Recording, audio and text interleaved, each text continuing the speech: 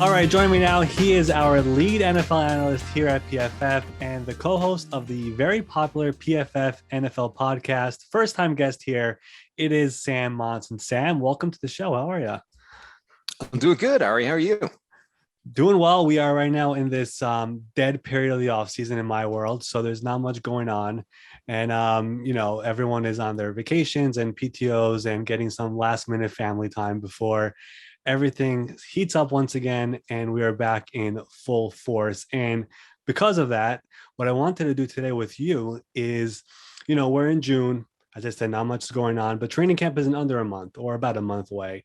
So what I wanted to do is each of us will give our storylines for training camp that we are keeping an eye on. We'll do 10 in total, 5 each. We'll go one by one. And the ones that are lingering questions or things that you are just interested to see what ends up happening there. And since you are our guest here, I'll let you go first and let's get underway here. Yeah, I mean, a lot of interesting storylines given everything that's happened in, the NFL offseason so far. Absolutely crazy offseason, all kinds of huge moves, this massive arms race amongst the contenders. But I think the most interesting thing to me is the Baker Mayfield situation, right? With Deshaun Watson's legal issues starting to show some sign of winding down. 20 of these cases have been settled now, according to the announcement by lawyers. Presumably they're working on the other 4. That's going to pave the way for the NFL to issue whatever discipline they're going to come down with. But ultimately, the Browns go out and go after Deshaun Watson as this upgraded quarterback, and Baker Mayfield is sort of sitting here in limbo, not going to, OTAs. Who knows if he'll be at training camp, waiting for a trade that isn't there yet. The Browns still might end up needing him in the season if, Deshaun Watson is shut down for the whole year. And you've got Baker Mayfield, this incredibly, prickly character, even when things are going well, right? When things are going well, the dude is planting a flag in the opposition's field. He's throwing footballs at guys in the end zone, whatever. Like, Baker Mayfield is this sort of antagonistic, prickly character when things are in a good place. When things are bad, and his own team essentially is kicked him to the curb, but not entirely. Man, it's just such a fascinating dynamic to see play out. And that's if he stays in Cleveland. I think it's equally interesting if he ends up getting traded to Carolina and all of a sudden he's got to, compete with Sam Darnold, the guy from his own draft class, and essentially be the guy that tries to kind of save Matt Rule's job there. So I guess, first of all, with the Watson stuff, 20 out of 24 were settled. That really will make a difference in the NFL's eventual discipline, which I think will happen early July. But they have their own personal conduct policy under the CBA, regardless of innocent, guilty. They do based off their investigation. That's how they determine what's going to end up happening. For Baker, I think the talks with the Panthers are still ongoing. It's all about dollars and cents. But where would you want to see him end up? Because for me, I know there's ego as part of it, but him being in a contract year, if Watson does get suspended for so many games, whatever it is, I feel like Cleveland makes so much sense just to ball out, have a great year, show the NFL you could still play, remind everyone last year I played through a really hard injury with my shoulder, be back healthy, and then go into free agency and cash out. Wouldn't that make the most sense? I know there's some relations that have to be fixed, but what would you want to see? You're right. Like, from a Baker Mayfield point of view, it's the last thing he's going to want to do, right? Stay at the team that essentially said publicly, you know what, thanks, but no thanks. Right. We don't, you played last season hurt for us and we're really grateful for that, but we're going to go out and find somebody better anyway. And, that's it. But for Baker Mayfield, you're right. The Browns would be by far the best situation for him because we're this late in the offseason, right? And there aren't contenders sitting around waiting for a quarterback to come in and do that job.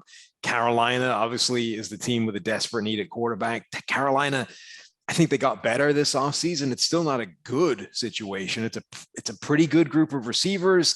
The offensive line is now like half fixed, but that's not a great spot to be in. Seattle would be the other team. They're even worse.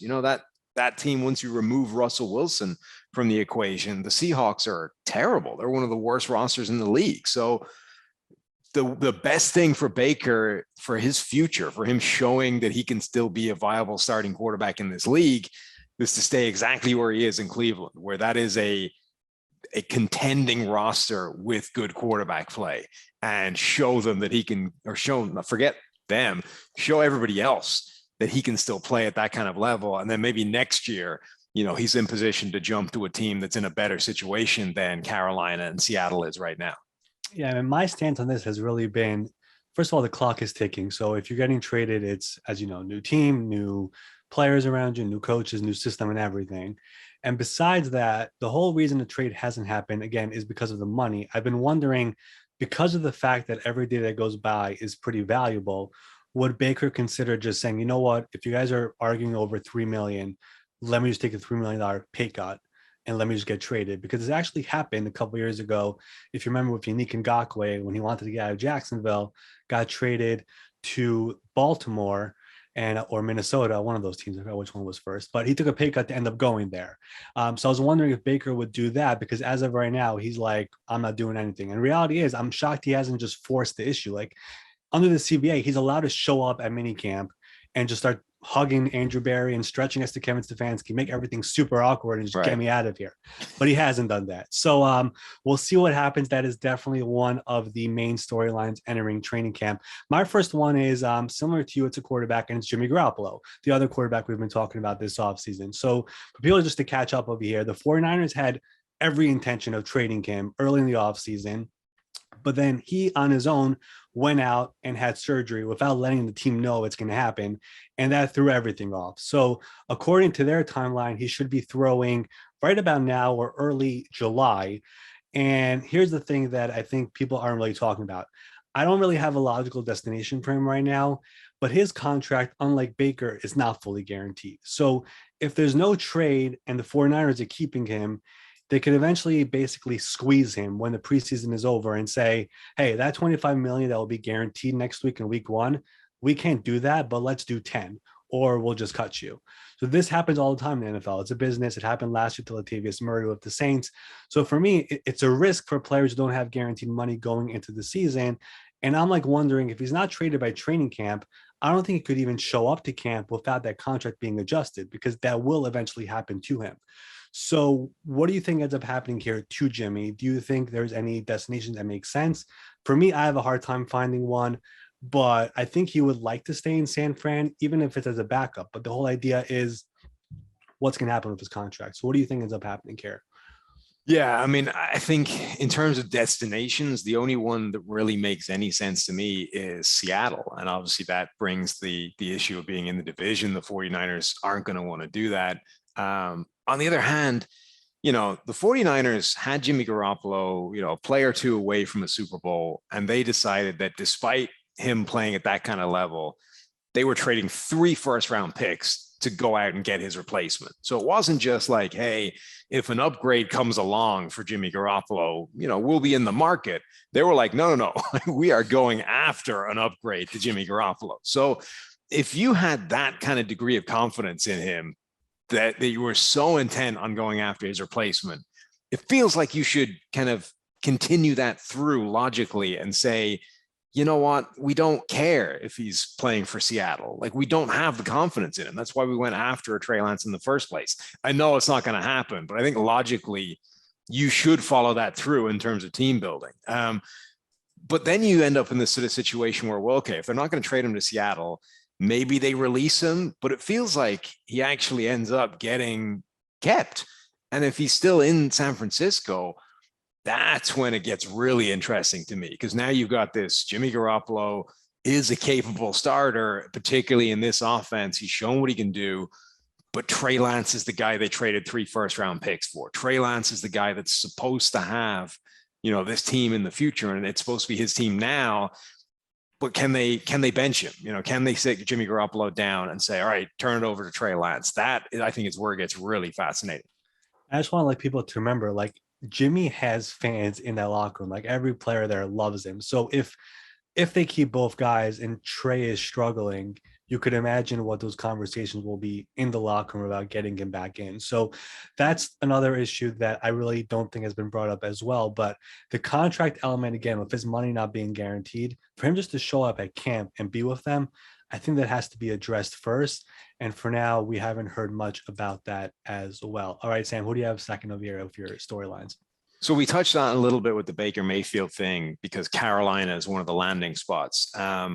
Obviously, that's fascinating if they get Baker Mayfield, but if they don't, I still think it's one of the most interesting sort of situations to watch in the preseason because you got Sam Darnold, who there is still a group of Sam Darnold truthers out there. I don't know why. I can't come up with a logical reason for it. But there were people that will still defend Sam Darnold and say, look, it was the Jets. It was Adam Gase. It was the situation. It's the offensive line last year. He's never had a shot. You give him one good situation, we'll get the real guy. But look, Carolina, I don't think really has faith in him either. They ended up, I think, doing a good job in the draft of not, reaching for a quarterback in the top 10, coming back and being able to get Matt Corral in the third round. And now you have this competition of one guy, a veteran you don't trust versus a rookie you probably don't trust, right? Because the guy went in the third round for a reason. He comes from this heavy RPO type of offense, like 40% of his plays in college were RPOs. That's 10% in the NFL for most offenses. So you almost, it's another team that has this kind of quarterback competition between two guys, neither of whom is likely to kind of go out and win it. And somebody's just going to get like handed the job at the end of this and say, okay, you're the guy, you're the team, you're the player. We have to lead this team and hope it's good enough. The thing is, what you said in the beginning, it's so true because it does sound a little bit funny, but there really are people out there who really believe there's untapped potential with Darnold. Like, as you said, the Jets years were a mess. Year one in Carolina, McCaffrey gets hurt and OC was fired.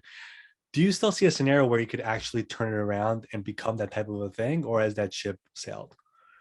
I think that's gone. I'm not even sure it was ever really there. And like, that's the thing.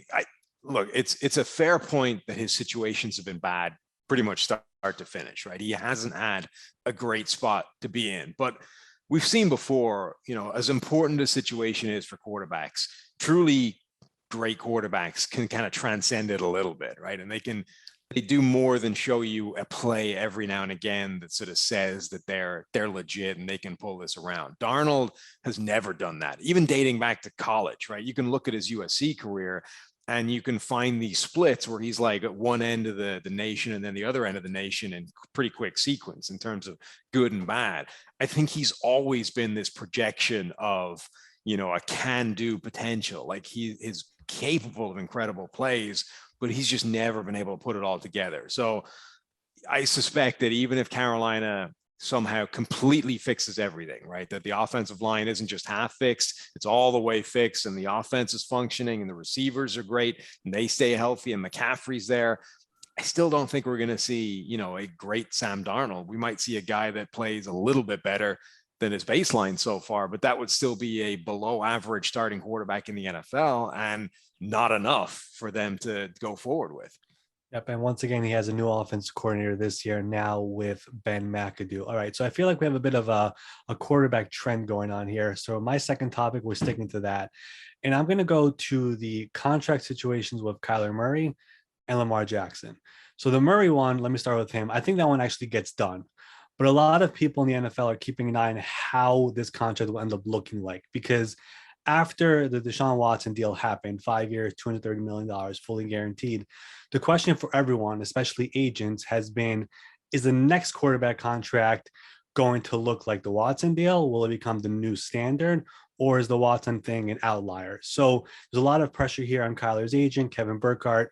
Everyone's keeping an eye on if it's going to be the traditional way, 60% guaranteed or whatever, then everyone's going to move on from the Watson deal. But if Kyler could at least come close to 85%, 90% guaranteed, fully guaranteed, then I think we've entered a new stratosphere with the quarterback. So I think that's one thing that I'm keeping an eye on. I think it gets done, but how the contract actually looks like is one topic that I think people should be keeping an eye on. As for Lamar Jackson, I don't know if this one gets done. And I think people are finally picking up on how much of a unique situation this really is. We have a star quarterback who's been eligible for a deal for over a year now, The team is open to discussing a contract worth generational money, but the player is working without an agent, and the player has been like, yeah, I'm good for now. Like, don't worry about it. And it's unbelievable. It's such a mystery. These teams, as you know, like to budget their cash and their cap 2-3 years out. And Baltimore is here sitting around with this looming quarterback contract, and they have no idea what's going to happen. So if it does not get done, we're looking at 23 million fully guaranteed this year on the 5th-year option, then a franchise tag next year, and then the leverage really starts shifting towards Lamar, because by then there's only one more year of control for Baltimore. And by then also Burrow and Herbert are probably going to sign extensions with their teams. And I would just remind everyone, when Watson signed his deal, owners were not happy with the Haslams, but there's only one owner who came out publicly with his name out there and said that Watson deal is not right, and it was Stephen Bisciotti, the Ravens owner. So I think all of that is noteworthy. I don't know what Lamar Jackson wants. He's been very chill about all of this. And just so people know, a lot of these like top quarterback agents, they've all contacted Lamar's group of people. He has advisors, his mother, and said, hey, we'll do this for you. We'll take a lower percentage. Let us do it for you. Up until now, he's been saying no. So I don't know what the end goal is. I've never seen a situation like this. It might not ever happen again, but it's quite fascinating. And I think as time goes on, we're going to be hearing about it much more on all these national networks, and everyone will be talking about it, just like they once did with Dak Prescott with the Cowboys. If you remember, that was a good 2-year conversation. I think this Lamar Jackson thing will become that type of a conversation. So is your understanding with the Lamar Jackson thing and him doing this himself, representing himself, no agent, that is there something specific that he is trying to get out of this? Or is he simply like, no, I'm okay right now. I've got money. We don't need to do this for another, 9 months. Hit me up in March and we can talk, like, is that what's happening here? The thing that's weird to me is that he has money off the field, but on the field, he was the last pick of the first round. That's not like great money. Right. So that's what's confusing to me. And my only thinking here is, first of all, him waiting a year already has worked out for him, because there's been a bunch of new quarterback deals coming in. The market has gone even higher. But if he doesn't do it this year, I'm starting to think he just wants to go to the Kirk Cousins route, where it's 2 franchise tags, force the issue on them. And unless they give me this insane deal, I'm going to go to free agency and get the greatest deal in NFL history. But again, there's the security problem and there's the injury problem, and it affects everybody. That's why every agent I've spoken to about this topic would not have let him step on the field last year without a deal. Right. And he's still going into it with this year. So I don't know what his plan is. And people have to understand, the Ravens front office, they are one of the best at not letting things get out. Lamar does not have an agent. Things are not getting out from his side. So it's going to be fairly quiet. But up until now, the Ravens have been saying, we're ready to talk, and he has not come up to the table. And when he did that press conference last week, I don't know if you saw it, but it looked like he just wanted to get out of the press conference, not answering anything. So I have no idea what his plans are, but it's a very unique situation. Yeah, it is a wild situation, because you're right, though. Those deals, I mean, the Dak Prescott one is a perfect example, right? The longer it goes, the more the price is only going up, right? The quarterback, I mean, contracts generally in the NFL, they're only going in one direction. So the longer you can hold out and not get injured, the better it is for you financially. But obviously that's the trade-off, is you got to wait for the money, and you do risk it with those injuries. Yeah. And just to mention, you mentioned Prescott. Prescott went into 2 franchise tags. That contract is one of the best quarterback contracts out there. Like, it's better than the Mahomes deal. It's even better than the Josh Allen deal from last year, because first of all, he can be tagged again. So if this happens again, he can get tagged. And Jerry Jones will basically have to be back at the table at this time next year, probably, right, at the earliest. So his contract is incredible. So maybe Lamar is trying to get to that point. And if he does, again, like I mentioned, the leverage is definitely going towards him in negotiations. All right, Sam, who do we have next for you? All right, I'm moving away from quarterbacks this time. All right, I think training camp is this really interesting kind of check-in on where this Detroit Lions rebuild, this project, this multi-year process is, right? Particularly with their defense, because they look like they kind of strategized this whole thing year to year and said, right, the first year we're going to build in the trenches, and we're going to get a couple of big defensive linemen. We're going to get some offensive linemen. These guys take a couple of years to develop. And then, next year we'll get positions that take less time, and then it'll all come together at the same time. The only issue with that is you need to be right. It might take those guys a couple of years, but they need to actually show that development. So this, I think, is a good check-in on where those guys are going to be. Lim McNeil, Levi and Wuzurike, those big interior defensive linemen. We want to start seeing some real progress from those guys so that we can be sure that they are part of this process. Because you look at their edge rushers, it's a similar story. They've got quite a lot of potential there. Obviously, Aiden Hutchinson, but Aquara and Charles Harris. There's a lot of sort of talent that's flashed or shown in limited snaps, but they need something from those interior guys. And those, the first wave of additions to this rebuild, I think need to show something in this training camp and really start to get the Lions excited.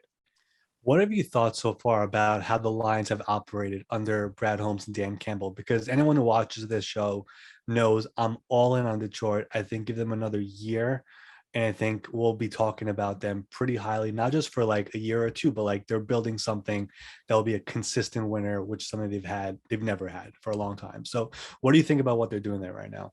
I absolutely love the process, right? The multi-year project that they've undertaken. And honestly, it's going to be interesting to see if this actually gives some new head coaches and new GMs, a new regime, if this kind of gives these guys more runway to come in and say, all right, look, the franchise is a mess. I can fix it, but it's going to take me 3-4 years, right? Don't expect to win in the first 2 years because it's not going to happen. I am only going to do this in parts. The first year is going to be this stage of the project, phase 1, right? Like a business plan, and say it's going to be phase 3 before we get the quarterback and we're able to contend. And that's what's going to happen. And, Detroit went in there and they seem to have done this in a very structured way across multiple years, and they're still not at the quarterback. Jared Goff's there, fine. He'll get another year of kind of treading water. And then next year is when that guy comes in and boom, that's when Detroit's supposed to be really good. So if they're able to, because there's 2 parts of this, right? There's process and then there's results. Yeah. So I love the process. Now they need to make sure they got it right with the actual selections and with the results. So the defensive linemen that we talked about before, the additions that they've made, they just need to keep making enough of those, or the strike rate high enough so that next year when they do get that quarterback and they nail that pick, then we are talking about like, this is the picture perfect way. This is the new model on how to come in and completely overhaul a franchise. And I hope that happens, because I think that this was a much better way of doing it than a lot of teams that sort of just change regimes and say, right, click your fingers, fix it. You got an off season, make all the money in the world, spend what you need to spend, but I want it fixed like now. They went and said, no, this is a bigger problem than that. It's going to take 3 years and we're going to do it step by step, but then we'll be contenders. Yeah, I mean, they've been in a way where it's like, we'll add all these building blocks now, eventually drop in the quarterback and run from there. I mean, it's not necessarily reminiscent of what Kansas City did, but when Andy Reid came there, but it was, we'll trade for Alex Smith, we'll build this roster together. Then they eventually draft the quarterback they like in Patrick Mahomes. He drops right in and they go off. But their general manager, Brad Holmes, people don't know his background. Like, he came from the Rams. He was their college director. He's basically the GM for the scouting side. And when people always talk about, the FDM picks for the Rams, they're always into those the mid to late round picks. And the guy who was mainly responsible for that was Brad Holmes. He was the guy who was doing all the work there under Les Snead for the college department and working to find those late round gems. And now he's come into Detroit, and I believe their first 2 drafts there, they've done a tremendous job of just adding building blocks onto this roster. And eventually I really do believe they will blossom. But yeah, seeing how that all develops here in training camp will definitely be one to watch. All right, for my next pick, I'm going to go over to, it's a bit sticking back to the contracts a little bit, but the 4 receivers from the 2019 draft who won new contracts. We have, and there's there's DK Metcalf, Deebo Samuel, Terry McLaurin, and Deontay Johnson. What are they going to do? Are we going to have hold-ins? Are we going to have forced issue? Will there maybe be a trade? For me, at least right now, I feel like the Samuel situation, which was very messy at one point, I feel like it'll be figured out just based off the tone of both sides compared to where it was originally. He showed up to minicamp, he was in good spirits, and the 49ers have been adamant they're not going to move him. So that's for him. For DK, I think this is one that bears watching because he just wants to get paid and he would prefer for it to happen in Seattle. He has not publicly complained the way AJ Brown did or the way Deebo Samuel did, but he did make a statement by skipping mandatory minicamp last week. So that was his message to the team. Hey, get this done or else we'll, take this to the next level. And it's not a complicated situation to figure out because he has the same agent as AJ Brown. AJ Brown got that extension. So the framework of a deal is there for Seattle. You're either willing to do it or you're not willing to do it. So if it doesn't happen before training camp, what he does will be one to watch. Deontay Johnson, if he wants to get top market money, I don't know if it comes for Pittsburgh simply because of how well they draft the position and how historically they've dealt with receivers. Like they let Emmanuel Sanders go, they let Mike Wallace go. They're fine with letting these guys go. They kept AB, but I believe they realized the star power that he has. But remember, this is a team that just drafted George Pickens. They just drafted Calvin Austin. If he's looking to get 22 to 26 million, I don't know if they do it. I don't think he's someone who's going to hold in and make a whole fuss about it. I think he'll play out his contract and eventually become a free agent or go to the franchise tag. McLaurin is the one that's interesting to me because if there's anyone who has represented this Washington franchise during all this turmoil the best, it's probably him, right? 8 different quarterbacks, over 1,000 yards on average these 3 years, and they've been far apart on talks the entire time. And this is the one that should be a no-brainer in my opinion, but they're nowhere near it. And he was away from mandatory minicamp. I don't think he gets traded. And we've seen in the past that Washington is perfectly fine with like, play out your contract. We'll do the franchise tag game. They did it with Kirk Cousins. They did it with Brandon Scherf. The thing for me is I believe he's willing to take this far because he knows how valuable he is with the team. And considering the fact that he has a new quarterback there in Carson Wentz, all this does is hurt them. So I guess let me pass it back to you. From these 4 guys, do you have any opinion on what's going to happen with these guys? Could you see a trade happening or any of those things happening here? I could see DK Metcalf getting traded because, it was one thing to extend him when you had Russell Wilson, when you thought you were going to be contending. Like the Seahawks just kind of took away any chance they're going to have of being good in the short term. That's not usually the time where you want to go throwing big money around to a guy who kind of is missing a piece, right? Yeah. Like DK might not be as good as DK's been with the combination of, Geno Smith and Drew Lock at quarterback. So I could see that being a potential option. I agree with you. I think Deebo stays, gets a deal done. McLaurin should get a deal. Like I don't understand why you would wait on that. Like that guy earned a deal the first couple of years in the league just by being incredible, given what was around him. Now you trade for a quarterback that most people are criticizing you for, right? The general consensus on Carson Wentz is this was like a desperation move. If you're going to prove them wrong, you need to make sure his number 1 receiver is still in the building and still playing and still happy. So that's the one I think that you absolutely should be moving mountains to make work. Yeah, I don't get it. And like, again, we've talked about Washington, how I guess they don't want to go to that 25, 26 number. It's exploded this offseason, but considering what he is for that franchise, if he's not there, we're talking about Dotson, Curtis Samuel, and De'Ami Brown as your top 3 receivers. And considering, like you mentioned, Carson Wentz being there, it just wouldn't make sense to go in there without him. But he's been adamant about getting a deal. Skipping minicamp was a real thing. I think he's a real hold-in candidate during training camp if nothing gets done in these next couple of weeks. All right, who do you have for your 4th topic here? Sticking kind of with the wide receiver theme a little bit. Green Bay, right? I was looking recently, this might be the worst receiver group that Aaron Rodgers has ever had to play with, right? There's only one other year that even come close, and it was that 2015 season where Jordy Nelson tore his ACL in the preseason going into it, right? Other than that, he's always had a legit number 1 superstar, even if the rest of the group was not good. It was Devontae Adams, and before Adams, it was Jordy Nelson. Before Jordy Nelson, it was Greg Jennings to Donald Driver. Like he's always had that one guy. And when they overlapped, then you had a great receiving core. But all of a sudden, you have to trade away Devontae Adams, and your replacement was, those 2 guys in the draft, who was Sammy Watkins as a kind of low price type of deal. And on paper, it's just not a good receiving core. There aren't guys that you think necessarily have the skill set to be that true number one X type receiver, or B, that have the capacity to develop that kind of instant rapport with Aaron Rodgers. It's so important to his game. That single coverage, Devontae Adams, automatic target, back shoulder, easy money. Like that kind of thing takes time. And, when nobody has a higher PFF grade over the last few years throwing against single coverage than Rodgers. And the receiver is an important part of that. And you just look at this group and it's not good. It's also maybe the best defense that Rodgers has had on paper. So I just think that's sort of setting up for a really interesting dynamic in training camp where, bad receiving core, really good defense. We might be hearing a lot of stories about how that Packers offense is struggling, during training camp because of that matchup.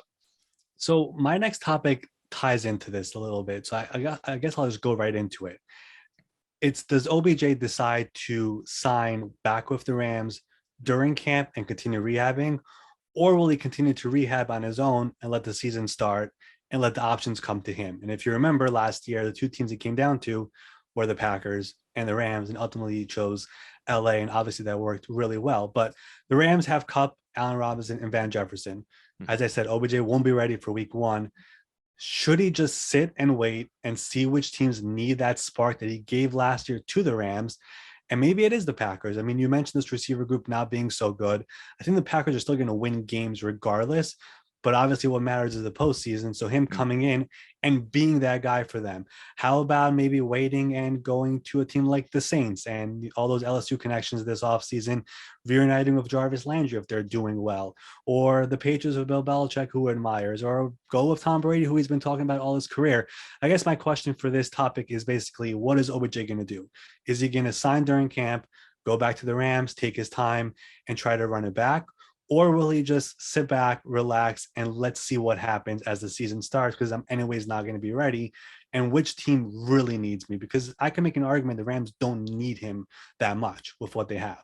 But there's other teams out there that I think it would make sense, and definitely the team you just mentioned with the Packers would make a lot of sense for him. Yeah, honestly, I mean, Green Bay's dream scenario might be to kind of play the first, third of the season, try and get some kind of handle on where their wide receiver group is, try and sort of figure out a pecking order with these new guys, and then swoop and bring in an OBJ who can step in, spend a few weeks getting up to speed, spend a few weeks learning the offense and get himself acclimatized. And then for the final few weeks of the season and into the postseason, boom, you have a totally different situation. So from their perspective, absolutely. From OBJ's, it's interesting because that's not a bad situation for him either.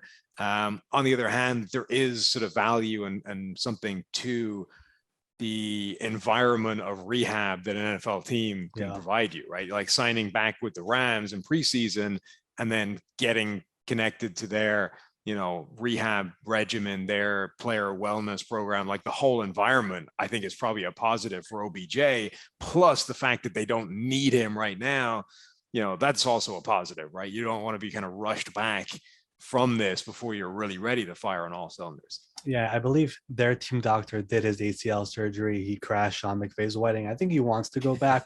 I'm just curious just to see if he decides to wait, because I think the money also matters to him a little bit here. And I don't think the Rams have much to offer right now, and they know he's going to miss time. So what he ends up doing, if he signs, if he doesn't, I think that's definitely one to watch. And if he doesn't, I think all options become open once again for him. All right. I think we're up to the last one for you. Who do you have as, what do you have for your last one? So Buffalo draft James Cook, right? And for a couple of years now, people have been talking about how running back is a real problem for this Bills team. I think that's a little bit overblown. I think the way they play, the way that offense is structured, running backs are just less featured than they would be in other offenses. And it's not the biggest deal in the world that they don't have a superstar there.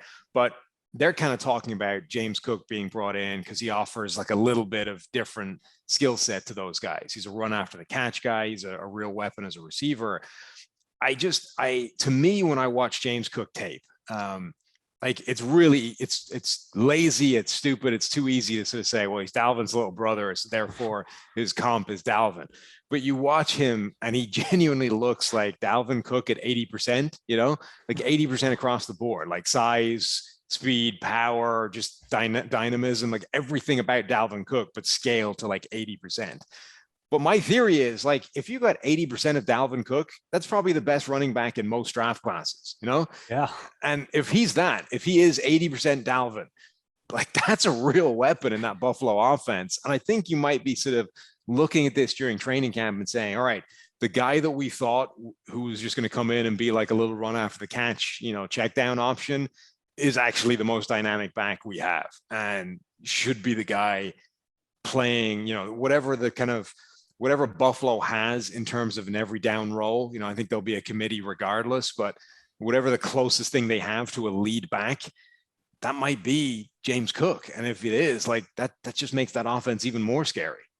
The way you talk about Cook over here, it's interesting because before the draft, like 2 weeks before the draft, everyone started talking about Breece Hall, round 1, Buffalo Bills. I never bought it. I don't think that's the way Brandon Beane operates. I think he's looking for the 2nd, 3rd, 4th round running backs, cheaper running backs, and that's what happened. But if you had that option, would it have been Breece Hall for this offense, or do you really like what you see from James Cook and you think this could really work better? I mean, I think Breece Hall in abstract terms was a better running back, better prospect, so if you had the choice of, if draft position wasn't a factor and you just said, which guy would you prefer? I would take Breece Hall. I think he's got more to his game. I think he's got just more ability top to bottom. But if you're factoring in, just the player that they've got, I think may end up being a much better player than even they thought he was. The way they've been talking about him, they've kind of said, well, he just fits this really specific niche or niche in this offense. And we love what he can do. Like if he is what he looked like on tape, this mini version of Dalvin Cook, like he could be by far their best back and actually just immediately improve the offense, not just because of his run after the catch skills, but like across the board. Well, if he is a mini version of Dalvin Cook, good Lord, that offense is going to be insane. All right. For my last one here, before I do my last one, let me go through the ones that I had on my list but couldn't make it here. I have who's going to be the week 1 starter in Seattle, Pittsburgh, and Atlanta. Is Gronk actually retired? I added that one yesterday. The Dan Snyder situation in Washington, Deshaun Watson suspension, I think everyone's keeping an eye on. And then the one that people kind of forgot about is, does Alvin Kamara get a suspension? If people forgot, he had his arrest at the Pro Bowl. That's a personal conduct policy thing that the NFL is investigating. They just brought in David Johnson for a visit, didn't get a deal. I think that's another one that people should be keeping an eye on as well. But for my last one officially, I have who is calling the plays for the Patriots, the offensive plays. Yes. I think that's a mystery as well. I don't know if it's Patricia, it's a judge. Will Belichick just do it? Is it a group effort? I'm assuming we'll find out in the preseason unless Bill decides to do a whole rotation through each game to drive everybody nuts. But I really don't know what the final solution will be. I've been more on a wait and see mode, but I want to throw this idea at you because I saw Albert Breer mention this, and we all know how Bill looks for these special edges or different edges and wants to be different. He said Bill, obviously losing Josh McDaniels was big. He doesn't want to lose assistants. So if you hire a new offensive guy and then this guy did really good, someone else will snag him. Do you think Bill is looking around and is like, you know what? I can't lose anybody. Let me use these 2 former coaches. A special teams coordinator actually knows the offense and defense pretty well, so maybe you can do this. I'll help out as well. And I'm pretty sure no one is going to take them from me after what they saw with the Giants and Lions. Do you think there's any truth to that being a logic of here in New England? I can kind of see that thought has crossed his mind. The idea that, like, we talked about this a little bit in our podcast a while ago. Like, what do you search for in today's NFL? If you have a head coach opening, do you go for an offensive guy or do you go for a defensive guy? One of the problems with going for a defensive guy, even independent of the idea that, offense is everything right now, is that guy then needs to find an offensive mind to call the offense. And if that offensive mind is good, he's going to lose him in 2 years' time, right? And if you got to do it all over again. So that I think is an issue. And if Belichick has kind of spotted that with the McDaniels thing and said, like, if I bring in the next guy and he's good, I'm going to lose him in 2 years' time. And I got to do it all over again. I think there's a real chance that he might be looking at this and saying, how do I avoid that happening, right? And the obvious way is you don't give whatever offensive mind you think is the best guy in the building, you don't give that guy play calling ability, because that's the thing that gets him recognition, right? That gets his kind of his resume out there that people can look at and say, well, here's the play caller for this good offense. Let's sign him. If you just have like this offensive genius in the background somewhere, it's a lot harder for people to figure out exactly who that is. I don't know if he's gone quite that, Machiavellian, but it wouldn't shock me. You remember how much he didn't want to lose McDaniels to the Colts, and they went all in to make sure he stays. He didn't want to lose him this time either, but it was just a perfect situation with going with Ziegler, getting full control. He has a roster he likes, the quarterback he likes, the money to spend. It just made too much sense to leave. And I'm just wondering if Bill could actually think like that. And we mentioned just he looks for edges. He just does. And if it means losing an assistant next year, I might as well just try this thing and see how it goes. I think it's a bit risky because Mac Jones entering his second year, but it's, I guess, going back to the original point, who's going to end up doing it? That is my final topic here. All right, so there we go. That's our top 10 storylines to keep an eye on. Sam, I want to thank you for coming on. Everyone can follow you on Twitter. It is at PFF_Sam. We have about a month to go until training camp rolls around, and then we will be back in full force. Football talk going all over the place, and it's going to be quite the ride this season. Thanks for coming on. Anytime. Thanks for having me, man. It's been a long time coming.